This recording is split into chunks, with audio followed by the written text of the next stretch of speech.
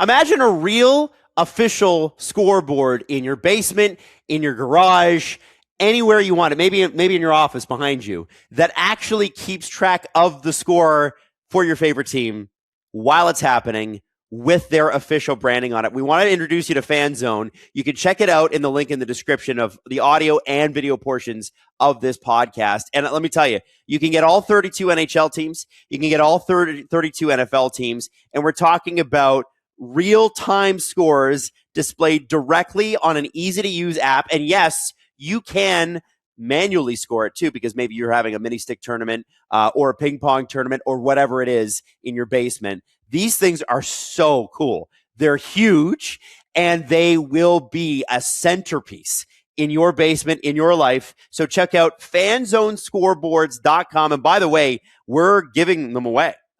So we want to make sure that you've got this. Take the chance at winning your own Fan Zone scoreboard by filling out the form. Again, link in the description for that. You can win it or you can buy it. It's Fan Zone. This is Agent Provocateur with Allan Walsh and Adam Wylde. Welcome to Agent Provocateur. It is our 101st episode and first episode of 2026. Adam, how are you, my friend? I'm great, Allan. Holidays were good? Holidays were great. Was in Seattle visiting family for the holidays. Then World Juniors in a very snowy and cold Minneapolis. Yeah. Going between Mariucci and the Grand Casino, the big rink, watching a ton of games over 5 days. And back at the grind. Just returned from Orlando and the NHLPA annual agent meetings. Okay. And here we are. Agent meetings go okay? Yeah. Okay. Yeah. There's a certain structure to them that the PA has adopted over the years. And they follow through on it's a great way to update agents on, there's a new CBA to discuss. There's lots of stuff to talk about, and it was a really good presentation. Oh, good. And it's interesting the way this season's played out. Obviously, a lot more injuries, games every other night, for your local team because of the Olympic schedule, which we're going to talk about a little bit later in the show. Some people are sort of calling what we're in right now the lead up to the mini trade deadline, and the mini trade deadline is the roster freeze before the Olympics.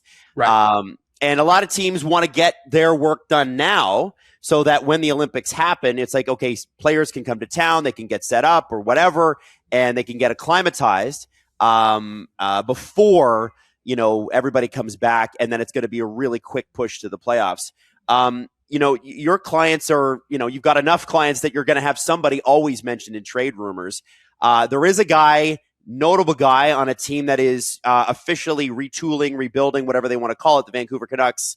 Filip Hronek, friend of the show, came on a few years ago. He's a great guy. He's been out there in trade rumors. So let's address it right off the top. What's going on there? Absolutely nothing. Okay. I know that there have been some comments from Vancouver management regarding all players. They would listen to any team that calls on any player. But let's also talk about reality. Every team, even a rebuilding team, needs veteran players. Filip Hronek loves Vancouver. The organization has been great to him. He has an outstanding relationship with the coaching staff. They work incredibly well together. He has taken on much greater responsibility in leadership over the last year, especially after the Hughes trade. He's embracing that. He's spent some time doing media availabilities, which is something that people had not seen much of him in front of the media before. and he has a full no move clause. So for anybody to put his name out there, I call it wasted air. Okay. Every single good player in the NHL is theoretically in demand. It doesn't mean they're being shopped, and it doesn't mean they're being traded. And talking about Filip Hronek being traded is wasted air. I'm not going to divulge directly my conversations with management, but let's just say there is an understanding that Filip Hronek is going to be part of the solution going forward in Vancouver and not somebody that they're going to be looking to move.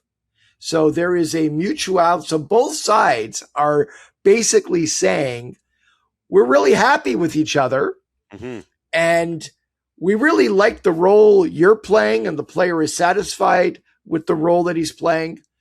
Obviously, Filip is not happy when Vancouver loses, because there is no more competitive guy who hates losing that I know more than him. Mm-hmm. Right? So people have said to me even, oh, so your client is okay with the losing. No, he's not okay with the losing. Have you seen him play 27 nights yesterday, breaking his butt, working his ass off, doing all these things on the ice? No, he's not okay with the losing, but he understands the reality of where Vancouver is right now. He believes in the organization's plan moving forward and wants to be part of it. Okay. So anybody talking about Hronek available, trade, this, that, wasted air. Okay. So don't go on the Steve Dangle podcast tomorrow and say, I've heard his name out there. No, don't do that. Okay. Don't do that. It's got to be, obviously losing sucks.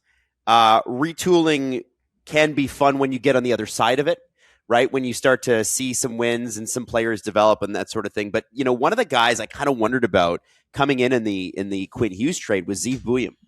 And, here's a great skating, great puck handling, great vision, young player. And he gets to look at a guy like Phil Hronek, who's, all of those things further along in his career. I'm wondering, what kind of a leader, like if you're talking to a Vancouver Canucks fan in a bar right now, what kind of a leader is Phil? Is he like a vocal leader in that room, or is he kind of a lead by example guy? I think he's gotten much more vocal over the last year and a half. Mm-hmm. I think in the past, he's been more of a quiet guy who leads by example. But I also know him to be incredibly intelligent, very knowledgeable and insightful about the game. He has tremendous passion about the game. It's incredible. Some guys I talk to, they'd have trouble naming all 32 teams in the NHL. They don't know who the coach is on this team, who the coach is on that team. They go about their business. They live in a very small bubble, and they don't watch other teams and they don't watch other games. Other players know every player in the NHL. Mm-hmm. They know their history. They know their hometown. They know their stats. They know it is incredible the amount of information they have consumed and processed and retained. Incredible. Filip is that guy. It's just people don't know it because he doesn't go out there every day talking to media. And really probably the most open he's ever been in any interview since he's been over in North America, certainly throughout his NHL career, was when he came on this podcast and we spent an hour with him talking. Yeah. It's kind of crazy to, I have seen his interviews come up a little bit more than I can remember happening in Detroit and in his first little bit in Vancouver. Doing that interview, you kind of got a sense of a little bit more of a sense of the guy. And listen, it's not exactly easy, even though he knew you really well. Putting yourself on camera, knowing it's going to go out in front of the entire world, whoever wants to consume it, coming on and talking like he did. But it's if you're a Canucks fan, definitely worth checking out. And Allan, I want to come back to him because obviously the Olympics are on the schedule, and we're saving that for a little bit later. So we'll move off of Filip Hronek. Nothing doing there. Just for everybody that's wondering. I think the next thing that's sort of hot right now, we are recording this on the Thursday before a pretty big game on the schedule. Obviously, big for Vegas, big for Toronto, and nationally televised here in Canada. Mitch Marner's return to Toronto, and it's not that it's Toronto and it's Mitch Marner. That's part of it. But anytime a major player leaves a team after 600-700 games, which Marner did, he's top 10 in all-time scoring with the Leafs. Anytime a player of that heft leaves a franchise and then comes back on another team, it's going to be a big deal, right? That's going to be the story of that game. The Leafs in Vegas played last week in Vegas. Leafs famously collapsed in the last couple of seconds. Marner and the Vegas Golden Knights got the win. Stung me a little bit, I'm not going to lie. But, I wonder from an agent's perspective, sometimes these environments can be hostile. Another Leaf example would be John Tavares. When he made his return to the island, it was like it was the WWE. Islanders fans were running over his jersey in the parking lot. They were setting it on fire. It was like a heavy metal show in there, like just crazy loud. As an agent, when you got a client going into a situation where it can be celebratory or it can be hostile, how do you set them up for success? What do you say? What do you do? Are those conversations that you have weeks and months out, or is it a couple days before, or do they even happen at all? Usually when a player will sign somewhere as, for example, a free agent or be traded, where it's known that he didn't want to sign an extension, which forced a trade, so that the team doesn't lose a elite player for no return assets. When that happens, there's usually a lot of people in media working with teams, and certainly the player, who circle the return date on the schedule as soon as it's available for the next season. And that's a date that is always looming until it finally happens. I've experienced it on both sides. Maybe the greatest return moment I've ever experienced was with Marc-Andre Fleury, with his first game back in Pittsburgh when he was playing with Vegas. And there was such an incredible build up of excitement in Pittsburgh as the days got closer and the game came upon us. The Penguins very graciously gave Flowers' family a suite to host all friends and family. GM and other people in the organization popped in during the game. I got there early, and I had never seen such a crowd around an opposing team's net for pregame warm-up with people holding signs. And Flower was interacting with people and reading the signs and talking to them. And there was a huge cheer when he came out for warm-up. There were probably 5,000, 6,000, 7,000 people in the building, all down behind the Vegas net, cheering Flower on and reacting to saves and laughing when he did something funny. And then the first TV timeout in the first period, when they played the tribute video, there were some tears in the suite, and I could see Mark getting emotional on the ice. And even though Mark was playing for the opposing team, every good save, he was cheered. There wasn't a person in the building that booed him, right? That's probably the feel good, happy return that when you spend 13, 14 years playing in a city, you love to see. Now, you have a situation where a player has left. I'm not going to get into any of the politics or the reasons or what went on, but we all know that the player is likely going to receive a lot of boos when he makes his appearance on the ice and every time he touches the puck. I personally wish I understand how the fan base feels. And I've never believed that just because you buy a ticket and go to a game, you should be allowed to mercilessly boo players on the ice. I don't like it. I don't like it. I don't like to see it. I think players on Toronto are not really going to like it. And yes, it will make for good TV and will give a lot of people something to talk about in between periods and before the game and after the game. And yes, it's going to be a national TV game. I get all that. But at the end of the day, I feel it's a little sad. Okay. Why? It's a little, it's sad because there were a lot of good times between a player, an organization, and a fan base. And coming back, that should be celebrated. And I understand when somebody, it's almost like a knee-jerk reaction.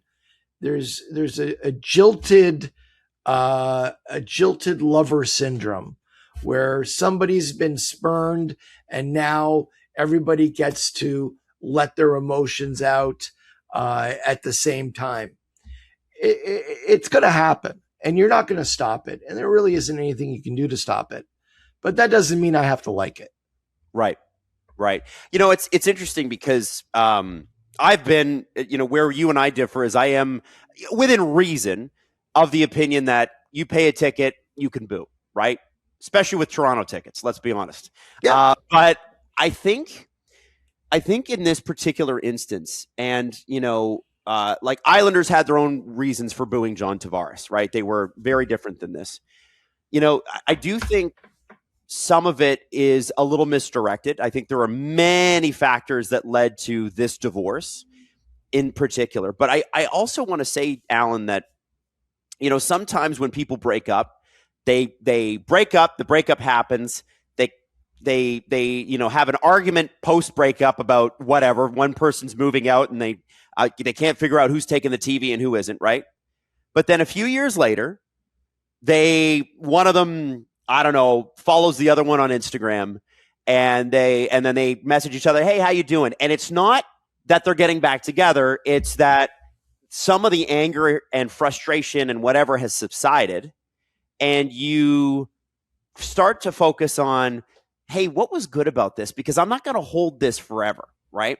Right. And I do think that is eventually where this is going to go. I don't know what tomorrow's going to look like. I definitely think there will be cheers. I definitely know there will be boos.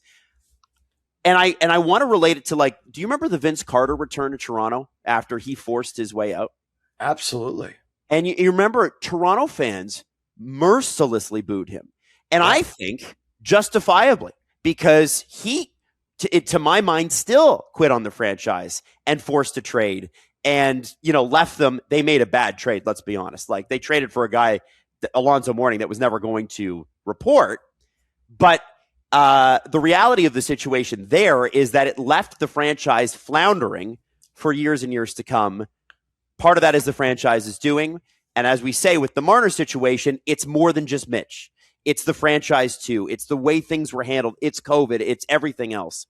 I think where this eventually goes, and I wanted to get your take on this, is that there will be boos tomorrow. when he returns.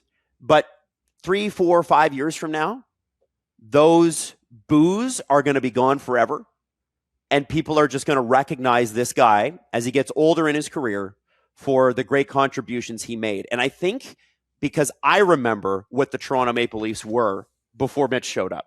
I remember what that team was from the first lockout, like in 2000. And well, it's not the first lockout, but the first 2013. Yeah. Well, before that, though, like 2005 to 2013, they were a disaster. They were not a good franchise. They were not well run. I loved them dearly and watched almost every game and wanted to pull my hair out. And when Mitch and Austin and William Nylander all showed up, that changed everything. And they go to the playoffs 9 years in a row while he's here, which is unprecedented. It's still right now the longest streak in the NHL. We'll see if it holds. So I feel like, Allan, that's where this is going. Tomorrow is just the first event in maybe a longer term story. Does that kind of make sense to you? Sure. And Adam, that's very well thought out and very well said.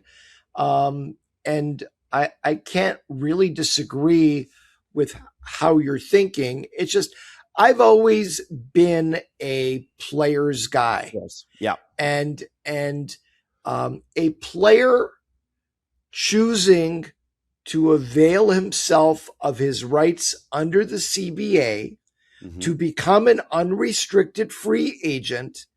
He negotiated a no-move clause, and it was his right to never be traded over the course of the deal and to choose to leave at the end of the deal. He didn't do anything wrong.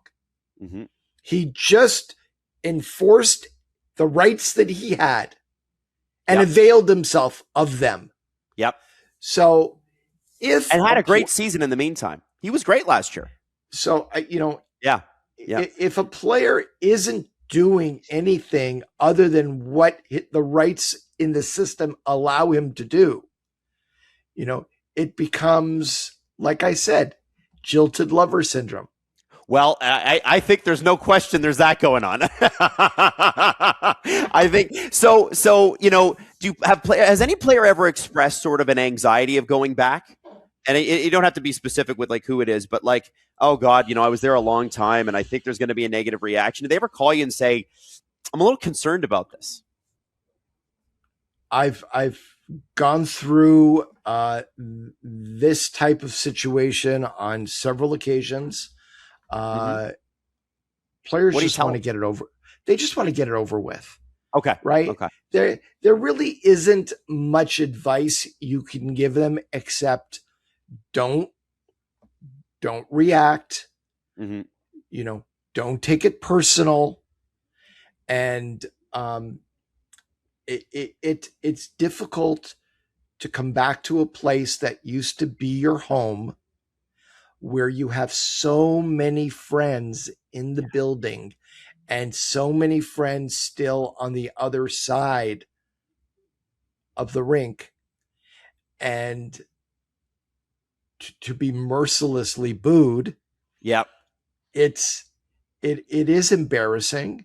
It does hurt. You do have feelings, of course, and you have to just deal with it the best that you can. Get in, play the game, and get the hell out. It's going to be a very, very interesting night. My daughter, by the way, her first jersey ever was a Mitch Marner jersey. So that's kind of the imprint that he's had even in my life. Now, is she wearing it to the game? He's not. We're not going to the game again with those ticket prices, Allan. I don't know, man. But especially the Marner game. Mitch has made them a lot of money this year just based on this one game. I'll tell you that. On a brighter and happier note, and something that we are really excited about are the Olympics. Now, first off, are you going, Allan? Yep, I'm going. I'll be there for the entire first week. It's the entire first preliminary round. Yep. So I'm leaving the day before the quarterfinals, but I'll be there from the very beginning. So you did this with the World Juniors too. Is there a reason you don't stick around for the medal rounds? Because those are when the games sort of get ratcheted up. Yeah, I like to go there. I like to go to tournaments earlier in the tournament as opposed to later. Okay. I've done both over the last 30 years. I've done both. Yeah, of course. I find that the games, there's more time between games, and the players have more free time earlier in the tournament than they do later. And part of me going over is wanting to spend some time with my clients. And it's just easier on them. You never want to be a burden or be in the way. Players know you've come all the way out there. They want to see you. You want to see them, but you certainly don't want to take away from the reason why they're there. Yeah. So I think players themselves try to, a team is projected to at least go to the quarterfinals.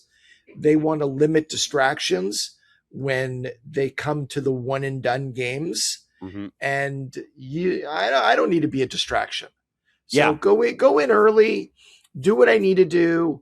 There's going to be every player's going in with a rather large contingent of family, and be there with the families, but also get out at the right time as well. You got to know when to leave the party. I got you. You never want to leave late. Okay. Yeah. Now, Allan, I want to talk about the players in a second. You can say no comment, plead the fifth, whatever it is here. Do you have any thoughts or any insights on the rink? Because that's been a big story. Obviously, our colleague here at SDPN, Chris Johnson, did a huge piece for The Athletic on it. Has there been any scuttlebutt? Did it come up at the NHLPA agent meetings? What have you heard? What's been the feedback? Is it even that big of a concern, or are we making too much of it? Yeah, I can't talk about anything that was discussed at the meetings, but from other sources, I've heard that 2,000 to 3,000 seats that were projected to be in the building are not even going to be installed. Okay. Because they don't have the time. So there's going to be less seats available in the big rink. But that's not the big issue. Obviously, the dressing rooms are not ready. And that's a concern. But the biggest concern is the quality of the ice surface. Yeah. And we're going to have 100 plus NHL players playing on this ice over the course of 2.5 weeks. And the one thing no one wants to see is anybody get hurt in a game at the Olympics. And you need to have the ice at a certain quality so it doesn't impact the game. Right. That the game has integrity. And we've all seen the reports of they played a game and there was a big hole in the ice. The ice takes a beating. Yeah. Just one game, but playing 2 games a day, the ice is going to take a beating. And there is still great concern. I know the players want to play and they will deal with bad ice conditions. I mean, honestly, there's 7 to 10 teams in the NHL that play in arenas that have notoriously bad ice. I was talking to a player recently who said to me, Allan, have you ever skated in sandpaper? He says, because that's what it was like being on the ice today. Sandpaper. Wow. Right? And that's an NHL rink. NHL rink. Okay. So, I mean, the players already deal. I mean, some arenas have infamously horrible ice, and some arenas, and it's known amongst all the players. They know. And it's also, there are some arenas, and Edmonton has always been at the top of players' lists of some of the best ice in the league. It's hard when you're a skilled player or you're a player known for your skating ability to be, handling the puck through sandpaper while you're trying to do it at full speed. I mean, we all see pucks bouncing around everywhere, guys falling over blue lines. That's usually a sign that the ice ain't great. Okay. A lot of divots in the ice, and that's also how players get hurt. There's a lot of players who've torn ligaments. They get their skate caught in a divot while they're skating, and the next thing you know, they need surgery, or good case scenario, they're out 6 to 8 weeks. Yeah. Okay. All right. Now, the excitement obviously with the players is going to ramp up here in the next couple of weeks, and we're already on injury watch for several guys. Are there going to be replacements? A replacement was already made with Team USA. Seth Jones unable to participate, unfortunately. Jackson Lacombe taking his spot. Team Sweden's got like 5 to 7 guys that they're watching right now going, we're not sure. We better get other guys ready to go. But besides all of that, you've got a lot of European clients. That's one of the things that we've always known about you. I think, I didn't do the math, but it's probably like 30 or 40% of the Czech national team might be Allan Walsh clients. And I wanted to talk to you a little bit about international competition when you're from Europe. One of the things that we can't relate to in North America is North America is comprised of 3 countries, and they're all big. They're all very big countries. Yep. And I know Mexico doesn't seem like a big country, but go take Mexico and put her over a map of Europe. Mexico's big. Yep. European countries are smaller. And so there's a lot of them packed into a small group. So when you have things like UEFA, and, the FIFA World Cup and all that stuff, you've got a lot more international and club international competition going on in Europe. How much does playing for their international squad mean to these European guys who grew up watching their favorite soccer teams and, local hockey teams playing different countries and that sort of thing versus, say, North America, where, it's been 12 years since we've seen an Olympics here? It's a totally different culture. Let's just take hockey. Okay. For hockey players who are born and raised in Europe, their big event every year is not the Stanley Cup playoffs, it's the World Championships. The men's senior World Championships. That's, for a European player, their Stanley Cup. And I've learned over the years, and I've appreciated how important it is for players that are over here in North America from Europe, playing in the American League and the NHL, how important it is for them, if there is an opportunity, to race back at the end of their season and go play World Championships. You've seen it with Russians when Russians were allowed to participate, how team, would be eliminated on Thursday, and Friday they're on a plane back to Europe to play in a quarterfinal game. Mm-hmm. It is incredibly, they have so much pride in their country. And I've gone to the World Championships, and the first time I went, Adam, I was absolutely stunned. Really? It was a stunning moment. The first time I went, we're talking 29 years ago. Okay. So you've got a full arena, and I think I was in Slovakia, in Bratislava, and they were hosting the World Championships. And what you saw was at a Slovak game, mm-hmm. Most of the crowd waving Slovak flags, and they write their hometown of where they're from in black Sharpie on the flag, and they hang it up or they're waving it. But it's not just now their country, but now their city or their village that they're showing pride for. And there is singing, chanting, dancing. There's a fan section with somebody banging a drum through the entire game. And trust me, I've had many headaches. I always go I always go with extra Tylenol just in case. You go to one of those games, and as a fan, right? And no one should feel sorry for me, but as a fan, you don't get to feel that feeling too often, especially if you've been doing it for a long time. Mm-hmm. But every single time I've gone to the World Championships and sat in a full arena with people waving flags, jumping up and down, chanting and dancing the whole game, not just, and it starts before the game. It's if you love the game of hockey, if you love the game, it's an amazing experience.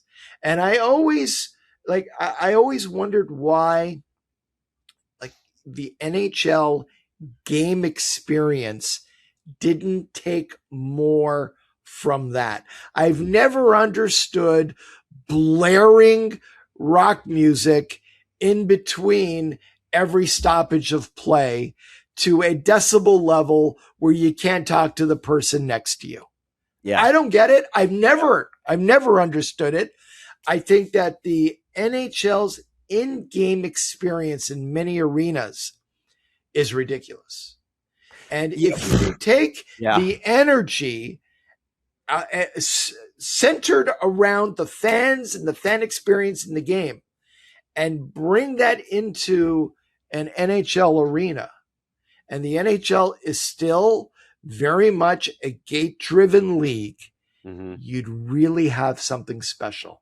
And they haven't ever tried to capture that feeling at those games and attach it to a fan base. Now, there are some, don't get me wrong, there are some places to go to a game where the fans are incredible. The in-game experience is great. I mean, the Vegas pregame is one to behold. Yeah. Right. Before, like, it's there are some markets that get it, but many markets that don't. And that's what I don't understand. Well, there's Steve Dangle always brings up the quote. They asked Nikola Jokic at one point, like, are you nervous about this playoff game or finals game or something? The fans are going to be loud. And he's like, brother, I played in Serbia. And when you see the Serbian games and the crowds are jumping together all game long, standing all game long, shooting off flares inside an arena or whatever, it is kind of like that in hockey too. When you see some of these European squads, I wonder too, like, those guys get the call, they tell their families, is basically everybody they know trying to hit them up for tickets too? Like, oh, I want to be there too. Like, it's not a far flight. If you're from, there's a couple of, there's one NHLer from France. There's there's obviously the, Sweden, Finland, Denmark. There's Germany, Czechia, all these countries. Like, it's not an expensive flight. Are they all just kind of coming into Milan and trying to be a part of it? How do the guys handle that aspect of it? The families and the friends from back home who are like dying to be there to see them. You're looking at the guy who is handling a lot of logistics. How's that for you? Oh, it's a lot of fun. It's a lot of fun. Actually, there's a big issue right now that hasn't really been discussed, but under the Olympic agreement, players get 2 free tickets to every game they play in. And they have the right to purchase 2 more. Okay. And that's it. Everything else is on request. Okay. And there is zero clarity on how many tickets above the 4 will ultimately be available for the players for their families. Right. So, Czech Republic or Germany to Milan is not a great distance. And players, they've got mom and dad, sister, brother, maybe a married sibling, grandparents, best friends, uncles, aunts. I mean, everybody wants to come. And the only guarantee as of now is that players are going to have 4 tickets for each game, two comp and 2 that they have to pay for at face value. Okay, that will be tough to manage, I think. Is there a particular matchup you've circled on your calendar that you're excited to be at? I think Czech Canada is going to be a great game, and especially after the World Juniors too. And right? It's early. It's early in the tournament, and I think that's going to be it's going to be Canada's first big test, and I think the Czechs are looking forward to the game as well. The Czechs, when I was really getting into hockey when I was younger, the Czechs were the first international squad to really break my heart in Nagano. When they lost in the shootout, I think it was the semis or the quarters, and Dominik Hasek was amazing. Were you at the Nagano games? I was not there. You were not there, okay. I was not there, but I was in Starometsky Náměstí in Prague when the Czech Olympic team returned from Nagano. Oh, wow. Yeah, with 500,000 other people. And what was that like? Pandemonium. It was insane. And there were the Czech coach, Ivan Hlinka, the former great player and former NHL coach, was the coach of the Czech Republic team in Nagano. The bus pulled into the square, and they had a big platform assembled with a long table and chairs for the entire team to sit behind for a public celebration, a public rally. And Mr. Hlinka was so overserved at the time that he passed out and needed to be put into an ambulance to go to the hospital. Oh, I didn't know it was that bad. It was that bad. Oh, God. I mean, listen, if there's ever a time to celebrate, that's the one. Wow. Yeah. Okay. Well, this is going to be very, very special. Now, Allan, do you think we'll be able to pull off a show with you in Milan? Yes, we're planning to do an episode from Milan. I'll figure out the logistics when I get over there, but I figure after the Czech Canada game, we can do a AP on the Olympics, maybe even grab one of the players that are there and have them come and join us. But we're going to do something special during the Olympics for sure. That would be very, very cool. Well, what's your plan for the rest of the month here in the lead up? Like, what do you got going on? Survival. I think that's everybody's. It's a lot of hockey. There's a lot of hockey. There's a lot of travel. I'm going to take a couple of days. Just my daughter's graduating this year from Berkeley, and I'm going to go with her to the Sundance Film Festival in Park City, Utah, which is the last Sundance that will be in Park City. They're moving to Boulder. So This is the last hurrah. And given that my daughter is a fledgling filmmaker, it's something she's always wanted to do. Going to Sundance is a dream for her. So we're going to go spend a long weekend there together. How cool. That's awesome. Well, Allan, thank you for today's show. Appreciate it. And, hopefully we'll catch up before the Olympics. But if not, I mean, it is already January 22nd. We might be looking at a Milan date as our next show. So we'll keep everybody sort of, we'll throw it up on Twitter and that sort of thing. Let everybody know when the next episode's going to be. But Allan, thank you so much for today. And best of luck if we don't talk before Milan. You got it. And quick little shout out to Schwartz's Deli in Montreal, who I grew up in there. And I just feel like everything about me comes from Montreal, and just want to have a little memory of Montreal, something that's important to me anytime we do our show together. What's the order? It depends on the time of day. Okay. But yeah, you have to have an old-fashioned smoked meat sandwich, and you can have that any time of day.